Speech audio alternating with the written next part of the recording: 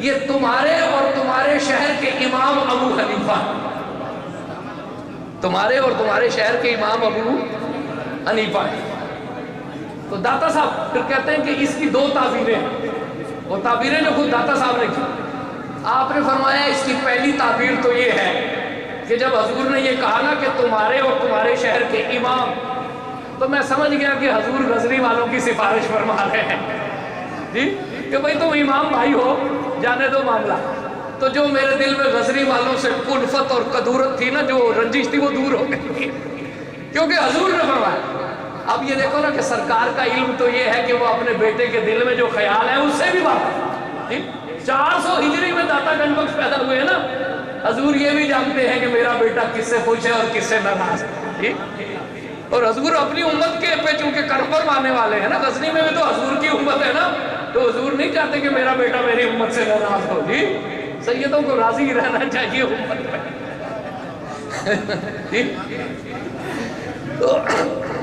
تو حضور نے فرمایا کہ یہ تمہارے اور تمہارے شہر کے امام ابو حنیفہ ہیں۔ تو حضور نے کہا کہ نہیں بیٹے تم راضی ہو جائیے، میری امت ہے۔ اور دوسری تعبیر داتا صاحب کرتے ہیں، وہ کہتے ہیں کہ اس میں امام اعظم کا بڑا مقام اور منزلت بیان کی گئی، جی اور وہ یہ کہ اگر امام ابو حنیفہ حضور کے پیچھے چل کے آتے تو اگرچہ حضور کی اتباع تو کر رہے تھے لیکن اپنی طاقت سے کر رہے تھے، اپنی مرضی سے کر رہے تھے، حضور جو انہیں اٹھا کر لا رہے ہیں، تو اس کا مطلب ہے امام ابو حنیفہ نے اپنی ساری صفتیں حضور کی صفات میں فنا کر دی۔ یہ فنا پہ رسول ہیں، اب یہ اپنے علم سے بات نہیں کرتے، حضور کی عطا سے بات کرتے، یہ اپنی عقل سے بات نہیں کرتے، حضور کی توجہ سے کرتے۔ تو حضور کی سنت اگر ڈھونڈنی ہے تو امام ابو حنیفہ سے ڈھونڈو، کیونکہ وہ حضور اکرم صلی اللہ علیہ وسلم کی ذات میں فنا ہو چکے۔ یہ داتا گنج بخش رحمت اللہ علیہ کا ایمان اور عقیدہ ہے، یہ حضور داتا گنج بخش رحمت اللہ علیہ کی شخصیتیں ہیں۔ ہم ناقص لوگ ہیں، ہم کہاں اس کو سمجھ سکتے ہیں، ہم کہاں اس نزاکت احساس کو سمجھ سکتے ہیں۔ آج کے فتنے دوبارہ یہ کہہ رہے ہیں کہ خدا را ہم اپنی اصل کی طرف